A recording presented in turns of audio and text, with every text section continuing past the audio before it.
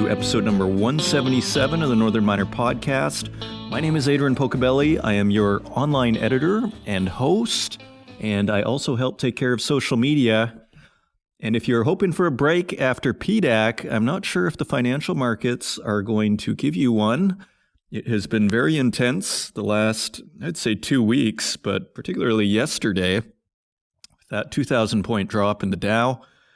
And metals are all over the place, and it is pretty tumultuous. There's a lot of uncertainty out there. I think the coronavirus really is at the core. I mean, people were talking about how the oil shock was what precipitated yesterday's decline, but what precipitated the drop in oil? And I think we could say it's probably not enough demand for that oil, and now people would still want to get rid of their oil, particularly if their economy is very reliant on it. So we have an apparent fight between Saudi Arabia and Russia, but is that a cover just to take down the U.S. oil producers? Who knows? The moral of the story is there is a lot of uncertainty out there, but what a news flow that's coming out.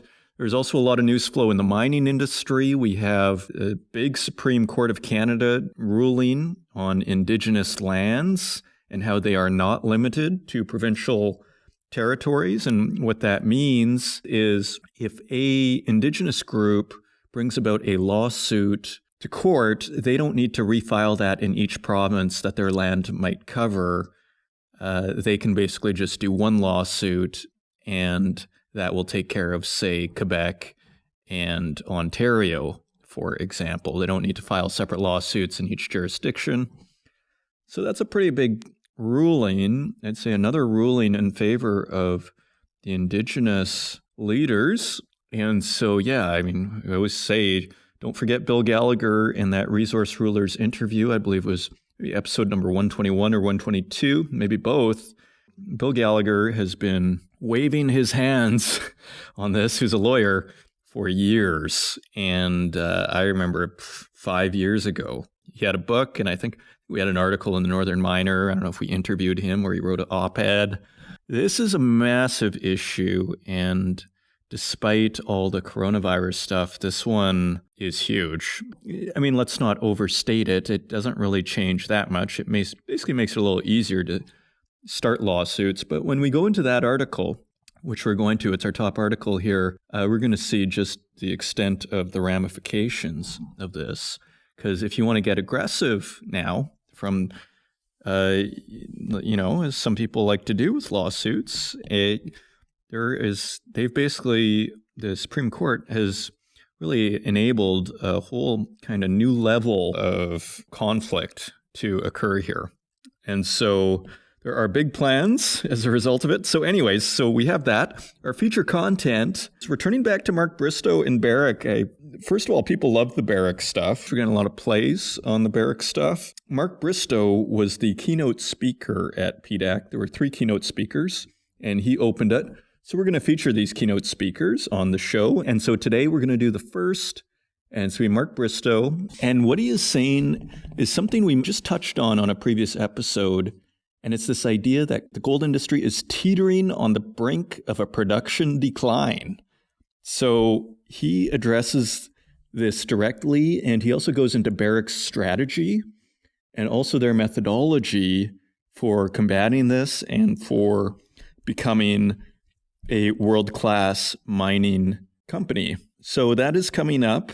If you want to find us online, you can find us at northernminer.com. You can also find us on Twitter at Northern Miner, where we have a ton of action going on in the last few weeks. I appreciate all the retweets. And again, if you tag us in linking a story, if it's reasonable text, we're eager to retweet that stuff. So feel free to tweet away if you see a story you like. Also, if you want to find us on Instagram, you can find us at The Northern Miner.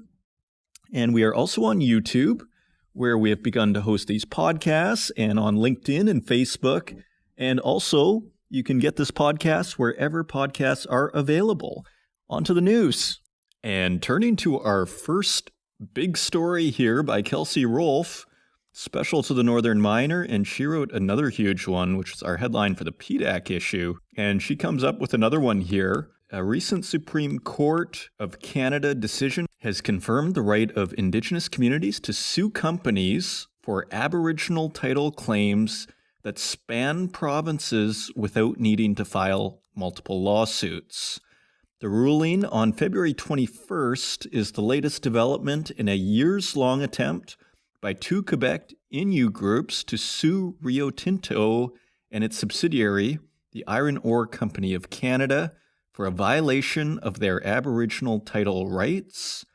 The communities claim the company's operations were built without their consent. The case is clear to proceed in Quebec's Superior Court after multiple attempts by Rio Tinto and the government of Newfoundland and Labrador to dismiss or significantly amend it. The Innu of Uashat, Mani Utanam, and Matimakush Lac Jean are seeking $900 million in damages and a permanent injunction against the company's operations in Quebec and Labrador, which include multiple open-pit mines near Sheffensville, Quebec, and Labrador City, a railway that cuts through northeastern Quebec and Labrador, and port and industrial facilities in Sept-Îles, Quebec. In a 5-4 decision, the Supreme Court dismissed an appeal from the province of Newfoundland and Labrador. The province had sought to reverse a 2017 Quebec Court of Appeal decision that agreed Quebec has the authority to rule on the case, even though it involves jurisdiction outside of the province.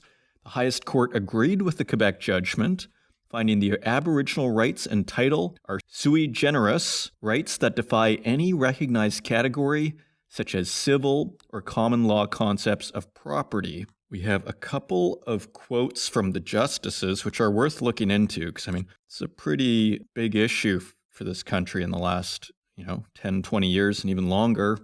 In the decision, Chief Justice Richard Wagner wrote that jurisdictional rules should be interpreted more flexibly in Aboriginal title claims that involve multiple provinces to ensure Indigenous peoples are not prevented from asserting their constitutional rights. The quote, honor of the Crown, Wagner wrote, requires reducing the costs and complexity of Aboriginal rights and title litigation. Quote, where a claim of Aboriginal rights or title straddles multiple provinces, requiring the claimant to litigate the same issues in Supreme Courts multiple times would erect gratuitous barriers to potentially valid claims, Wagner wrote. This would be particularly unjust when the rights claimed predate the imposition of provincial borders on Indigenous peoples. Interesting. So he is saying, Chief Justice Richard Wagner is saying, because the deals that were made preceded provincial borders, that in that respect it would be artificial to impose them on these deals. And he continues, the later establishment of provincial boundaries should not be permitted to deprive or impede the right of Aboriginal peoples to effective remedies for alleged violations of these pre-existing rights. As well, the court noted, Quebec courts have jurisdiction over defendants domiciled in the province, and both Rio Tinto and IOC have their head offices in Montreal. And a lawyer that is representing the Innu of Uashat, Mani Utanam, Jean-François Bertrand, called the ruling a historic decision for Indigenous people's ability to access justice. And there's a quote, it's going to have implications for all First Nations in Canada, where their traditional territory covers multiple provinces, he told the Northern Miner in an interview. Before the Supreme Court judgment, if you're a First Nation and your traditional territory was in 2 provinces, you had to sue in every province. And he says for his clients that speak French, this would have been particularly complicated. And not only would they have to shoulder the costs of lawyers and expert fees twice and bring witnesses twice to testify, but they also would need translators in a Newfoundland court. Yeah, now Rio Tinto, who just came out with their ESG statement, that they were going to get to zero emissions by 2050, they're being quite, I think, careful. They said in an emailed statement to the Northern Miner, Rio Tinto, which was an intervener in the case, said the court's jurisdictional authority was an issue for governments and indigenous groups. Quote, the resolution of these jurisdictional issues is principally a matter between the federal and provincial governments and the indigenous communities. We are committed to building and maintaining strong relationships with indigenous peoples in the communities where we operate. Sounds like Rio Tinto doesn't want to get into the middle of this, particularly as it seems like the decision has been made. There was a dissenting opinion, which is quite interesting, which Kelsey Rolfe quotes. It's Justice Michael Moldavore, and he wrote that the Quebec decision should be overturned and the portions of the lawsuits pertaining to operations in Newfoundland should be struck from the lawsuit. Quote, Aboriginal rights exist within the limits of Canada's legal system, and Aboriginal rights claims before the courts must not go beyond what is permitted by Canada's legal and constitutional structure, he wrote, saying the decision would have, quote, serious consequences for Canadian federalism. So another powerful argument, these are the laws of the land and you have to follow them. So I think it gets to the heart of this whole contentious debate. These aren't black or white issues, but you kind of need black or white decisions, yes and no's, to go with and to move forward. So hence politics. Now, another part of this story that I glossed over here, but I want to turn back to, because I remember reading it the first time, and it definitely turned my head.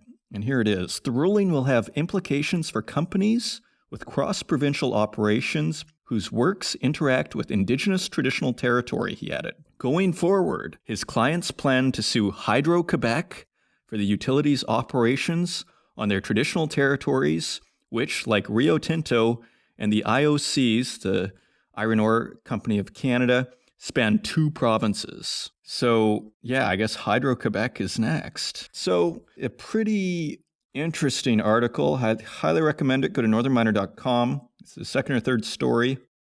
And also, while we are on Rio Tinto, there is a follow-up article to last week's article, which was dealing with Rio Tinto's zero emission target for 2050, and Cecilia Jamasmi from mining.com wrote a story on Rio Tinto's emission targets coming under fire. Rio Tinto's new carbon emissions reduction targets have triggered heated criticism from some investors and environmental groups, with a group led by Friends of the Earth's subsidiary tabling a shareholder motion to improve what it calls, quote, weak climate goals. The world's second largest miner last week vowed to spend $1 billion over the next 5 years to reduce its carbon footprint and have net zero greenhouse gas emissions by 2050. Rio Tinto also said its total Scope 1 and Scope 2 emissions, which are indirect emissions from the generation of purchased energy consumed by a company, such as electricity, that they would be 15% lower by 2030 than 2018 levels. The no emissions goal would be easier to achieve for Rio Tinto than other global miners, such as rival BHP, because it does not mine coal or oil. However, they did not set a target on so-called Scope 3 emissions. So we went through this last time, but here's the new stuff. Market Force, a subsidiary of activist investors Friends of the Earth, said the company's announcement is, quote, simply a reflection of business as usual, energy cost savings, and efficiency measures. Rio Tinto is essentially telling its shareholders it is aware of a massive financial liability sitting on its books, but it isn't planning to manage that risk down. Executive Director Julien Vincent told FT.com. He noted that Rio Tinto's absolute emissions would have to decline 30% in the next decade to hit the well below 2 degrees Celsius global pre-industrial levels outlined in the 2015 Paris Agreement on Climate Change. A UBS analyst, Glenn Lockock, said the group could almost instantly achieve the 2030 target if it sold or closed its coal-fired alumina refineries and aluminum smelters in Australia. Quote, we couldn't help but notice that the closure of Pacific Aluminum alone would reduce emissions by about 25%. Maybe this is the elegant solution to Rio's desire to reduce carbon dioxide, as well as lifting margins within the aluminum business unit. And so Rio Tinto, they came out in last week as strongly in favor of doing something for ESG, but maybe that was a preemptive strike because they're really getting it on all sides here, aren't they? So, and maybe it's deserved, maybe it's not. We're simply looking at the story. You're not taking a side on this, but it's definitely noteworthy what's going on with Rio Tinto and this kind of back and forth between the company trying to say it's doing good and on the other hand, facing lawsuits from indigenous groups and criticisms on its climate policy.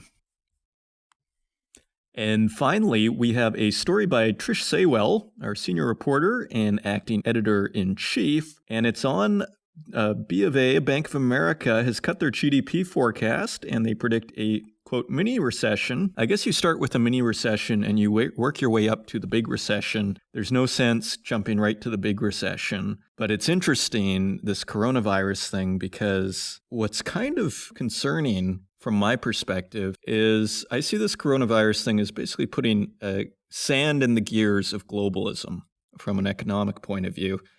And my impression, as, say, countries like Italy shut down and it becomes more of a problem in the US and in Europe and potentially South America and Africa, and there's still a problem in China, although it sounds like they have it under control. But all the bad stuff that's happened so far, all that sand that's getting poured into the engine of the global economy, there seems to be more sand being poured in all the time because now it's like, because now the U.S. is starting, the gears are starting to get jammed up. Wherever this virus goes is the sand. And so more and more things are getting jammed. I mean, and I see these GDP forecasts, like you'll hear on financial radio that China's GDP will be reduced from 7 to 5.2. And I think to myself, how on earth are they growing in this environment?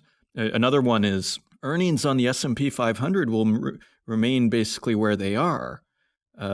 They basically won't keep going up. And I'm thinking to myself, you mean they're not going down? As the global economy kind of grinds to a halt, a supply and a demand shock, and people aren't even saying that they're going to go down. Now, I'm not a financial analyst, but I do look at stories, and that's more where my expertise is. And I go, that story's a little optimistic from over here. And yes, that is not scientific, but let's see what happens here. So back to our story. The economics team at Bank of America has cut its 2020 global growth forecast to 2.8%, while also factoring in a mini recession. Quote, logistics and supply chains remain an issue. Without normalization, multipliers from fiscal monetary stimulus would be low, Bank of America said in a March 3rd research note.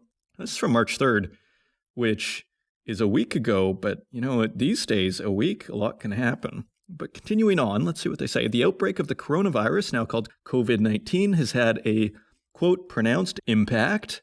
For mined commodities, the disease outbreak pushed the copper-gold ratio back to levels last seen during the Great Financial Crisis. China's PMIs, their Purchasing Manager Index, a proxy for demand from the manufacturing sector, fell to 35.7% in February, the report noted. This week's average U.S., China, and Eurozone manufacturing PMIs would justify copper quotations 40% lower year-on-year at $4,200 per ton or $2 per pound. Quite a bit lower than where it is now, highlighting how extraordinary the supply shock has been. The bank economists wrote, in our view, prices have not fallen to that level, partially over expectations that monetary and fiscal stimulus in both China and the Western world will ultimately come to the rescue. I think about that, though, and this whole idea of throwing money at the problem. The thing about sickness is, and I recently watched a lecture series, back to the great courses, on the Black Death, and the Black Death, the mortality rate was 50%, and I highly recommend that lecture series. I watched it all in 4 days, and it's 24 lectures. It's very interesting,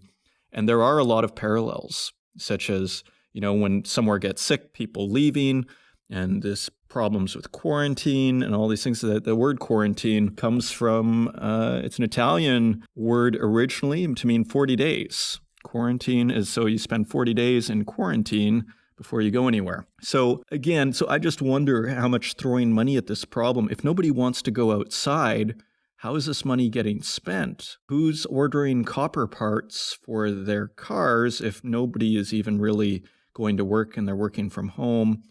Are people going to be building cars? Maybe they will be. But so anyways, continuing, here we go, the next line.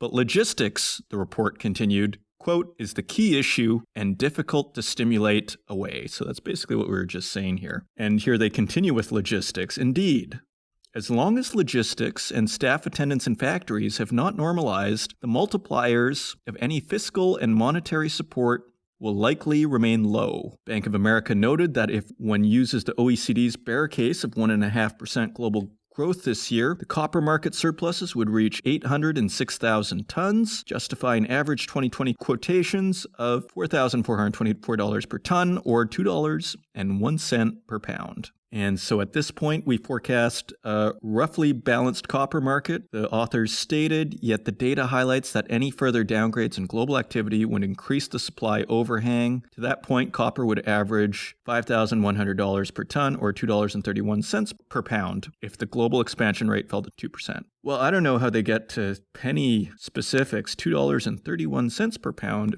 So I guess they got to pick a number at some point. And they say the good news is that activity should ultimately recover as the number of COVID-19 cases start to peak, logistics get back to normal, and fiscal and monetary stimulus does its job. And while we broadly reduced near-term forecasts for the base metals, we maintained fourth quarter 2020 expectations, with copper prices set to average $6,750 US per ton, or $3.06 per pound then. So they are basically in the camp of either the V or the U-shaped recovery by Q4. The bank also remains bullish on gold with forecasts of $1,700 per ounce in the fourth quarter.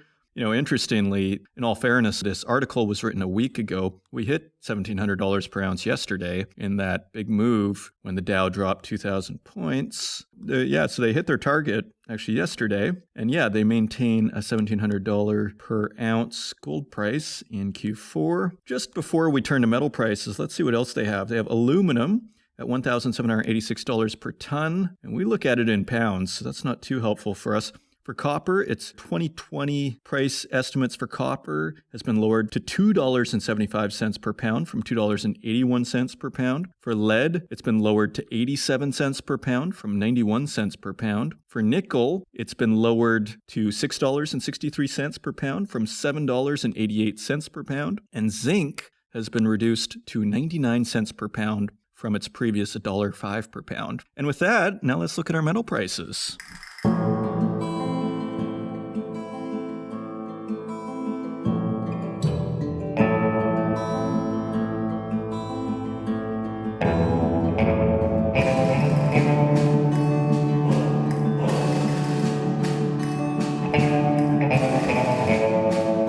Turning to metal prices, we would like to first thank our friends at infomine.com that provide us with these prices each and every week. On March 10th, gold is trading at $1,662.74, and that is $64 higher than last week. So as everything craters, gold has held its own, and it's even up on the week, so that is definitely notable.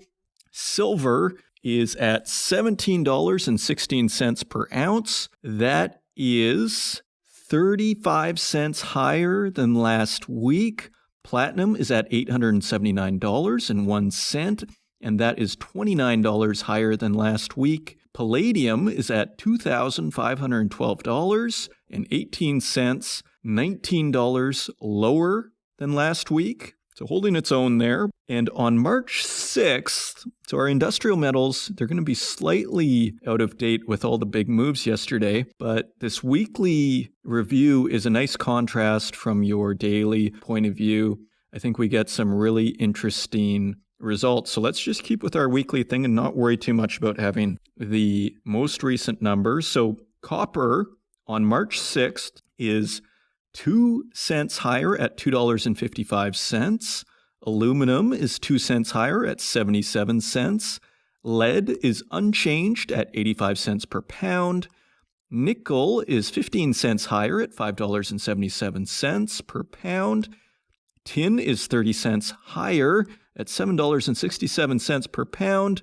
Cobalt is unchanged at $14.97 per pound. Zinc is at 90 cents per pound, which is 2 cents lower than last week. So really facing some heavy winds in the zinc market. So those are your metal prices. Again, the industrial metals are a few days off, but don't worry about that. Next week, we're going to have a continuation of our weekly look, and it should be quite interesting. And with that, those are your metal prices. And coming up, we have Mark Bristow's keynote speech from PDAC. And he says the gold industry is facing a production decline. And he goes into detail, and he says that Barrick's strategy is to develop Tier 1 mines and prospects, and he also defines what he means by Tier 1. So he also goes into Barrick's methodology and how a true global mining company needs to have a global presence. As he says, if you want to search for elephants, you have to go into elephant country. He also brings up the importance of ESG. Mining companies have a duty and moral obligation to provide opportunities to communities and to help develop those communities. And he highlights his recent Tanzanian deal as a model that mining companies can use going forward. I hope you enjoy it, and we'll see you on the other side.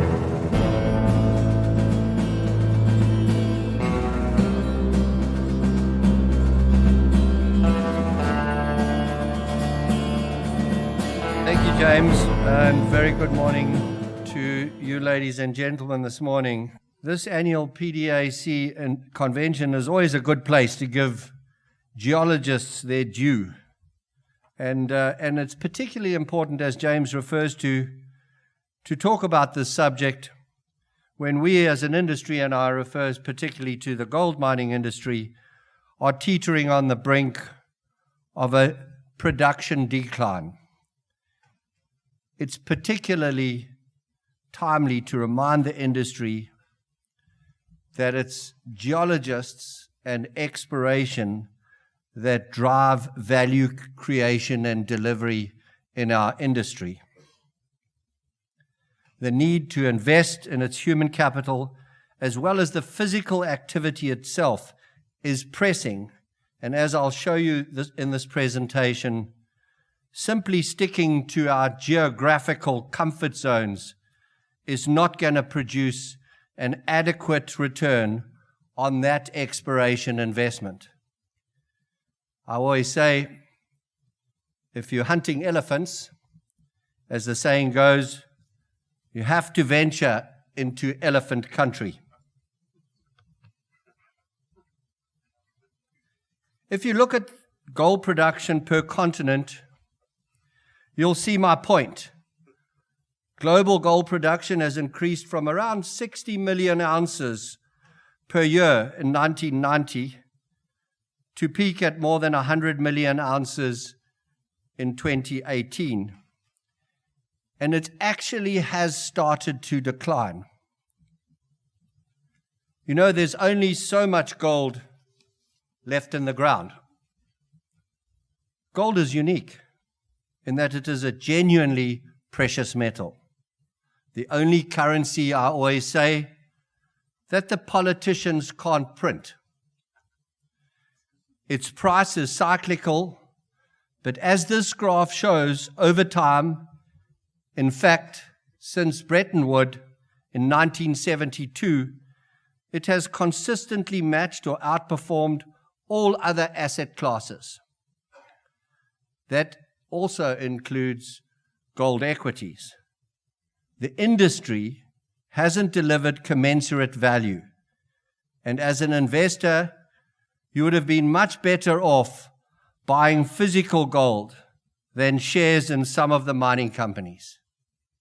That's because we failed to invest in exploration. As I'll show you later, that's the only way we create value in this mining industry. Exploration, as I said, is the engine that drives mining up the value curve, powering it from creation to realization. Discovery and development are still the surest routes to delivery. But it's a long and arduous one, which demands tenacity of purpose and a long-term commitment. How often do you hear chief executives say, I don't really believe in exploration, I'll just go and do some more M&A. The industry has in fact been increasing its exploration spend, but it has little to show for it. That's because it has been investing in safe places, those comfort zones, which are largely mature and have limited potential. Exploration needs to get off the reservation and back to its pioneering roots if it is to start making major discoveries again. The lack of exploration success has impacted severely on the industry's reserves. Since 2012, the reserves held by the major gold mining companies have shrunk by more than 26% and are now below 2007 levels. Equally worrying, the reserve grade has also declined. That's why it's generally accepted that the supply of new gold is soon going to start dropping off sharply, perhaps by as much as 30% over the next decade. And this graph is based on the fact that you take all the announced discoveries and projects that are indicated will be a mine one day, and you believe it and you schedule it out. And even with all those dreams, as you know, many of them don't become mines. You still can't even keep the production up at today's level. And as I indicated earlier, 2019, the results so far, everything points to the fact that 2019 new gold mine production declined compared to the 2018 gold production. And this is the first time that we've seen a measured reduction in new gold production in more than a decade. Barrick plans to buck that trend through a strategy focused on Tier 1 mines and prospects. Just to be clear, we define a Tier 1 asset as one that has a life of at least 10 years with an annual production in excess of 500,000 ounces and costs in the lower half of the industry cost curve. And this map shows where we believe those world-class discoveries will be made. As you can see, many of them are in places that are infrastructurally and geopolitically challenged, to put it mildly. Discovering and developing Tier 1 gold deposits there will require the ability to manage those challenges as well as a substantial investment. Exploration and mine development is a long game, and that's why Barrick plays it. But look around the history and you'll see lots of evidence of the short-term thinking that chronically infects the mindset of many investors, mine management or mining company management, and host governments. As I noted at the outset, organic growth through exploration is the best way to create value. Like the R&D department in a big pharmaceutical company, it requires a unique skill set, creative thinking, the ability to assimilate and interpret complex and very different types of data, and then to pull it all together in a business framework. These days, exploration geologists are in effect also brand ambassadors for our companies or their companies. They represent the first contact with the local population and set the tone for an all-important future relationship. This is how Barrick structures its exploration strategy. The process starts with the identification of conceptual targets. These then pass through the layers of research where their potential is rigorously tested. Those targets that do not pass our investment filters are winnowed out, and those that do move up to the apex of the resource triangle. Exploration success is measured not only in primary discoveries, but also in the acquisition of early-stage projects where geological skills can add significant value. On both fronts, Barrick and its legacy company, Randgold Resources, have a peerless record. Standout examples of post-acquisition value-adding are Goldstrike in Nevada, where exploration has delivered orders of magnitude of additional ounces after the acquisition. And then there's Kibali, where Randgold grew the Motto project into a truly Tier 1 gold mine. And this map shows where the two companies went to make their Tier 1 and Tier 1 potential discoveries. It also makes the point that if you aim to be a world-class business in mining, you need to have a global presence. Of course, exploration is a means to an end. The discovery still has to be converted into a mine, and many of these have failed to live up to expectations. A mine is essentially a heavy industrial enterprise, and building one requires the successful integration of many skills, including design, engineering, procurement, project management, and community engagement. And if the feasibility study was faulted, it's doomed from the start.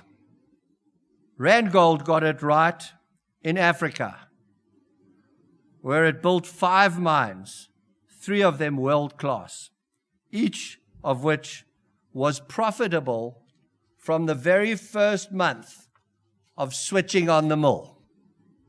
In the Democratic Republic of Congo, Randgold developed Kibali, now one of Barrick's star performers, in one of the most geographically and geopolitically daunting places in the world.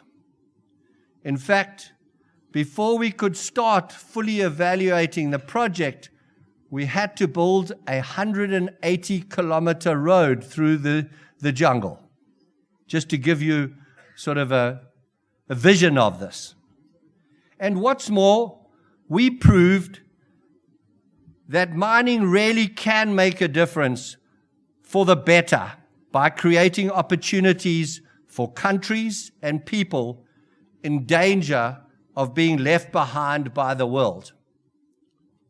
Kibali has created and supported a thriving microeconomy in a region which previously survived on subsistence farming, and has brought education, healthcare, and much improved living standards to the local community.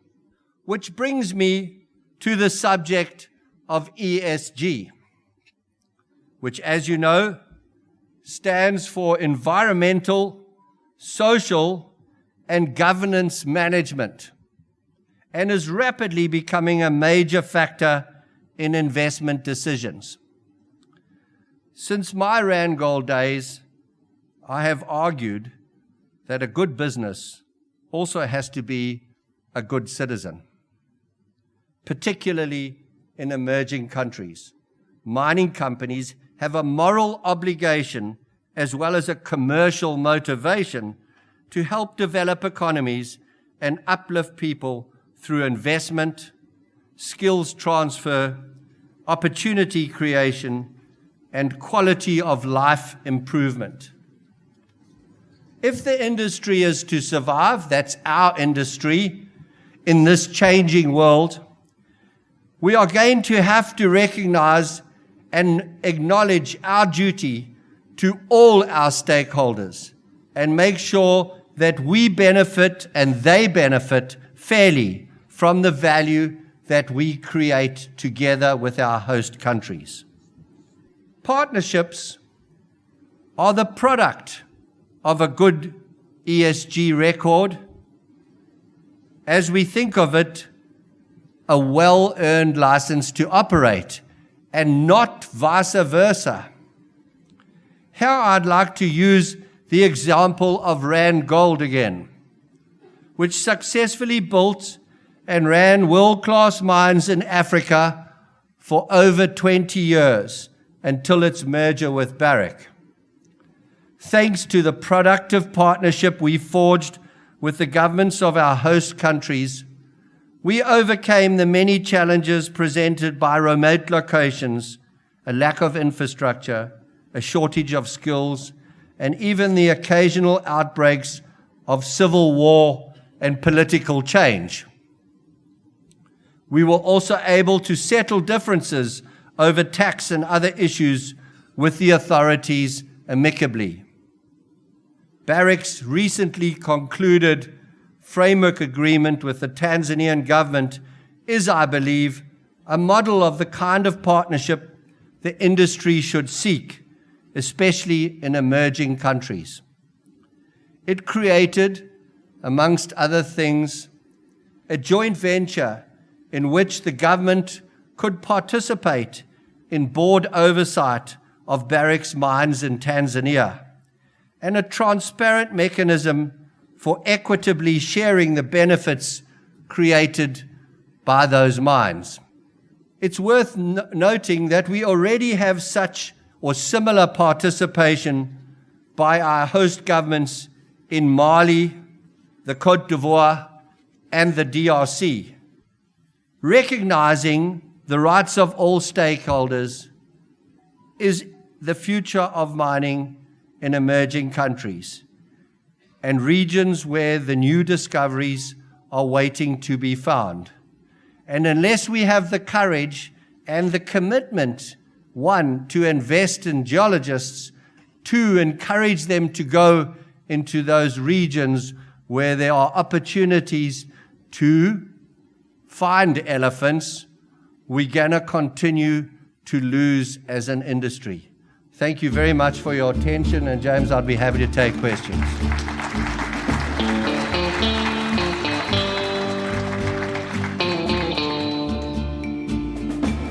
Thank you for listening to this edition of the Northern Miner Podcast. You know, there were protesters at some point during Bristow's presentation there, but it never got through. I think it's because we were directly plugged into the soundboard. Otherwise, it would have been great to have that just for a little drama. But there you have it. So I hope you enjoyed this episode. We have more keynotes coming up. You have a great week, and yeah, stay calm out there with all these markets. Just relax, have a coffee, look around, go for a walk. Until next week, take care.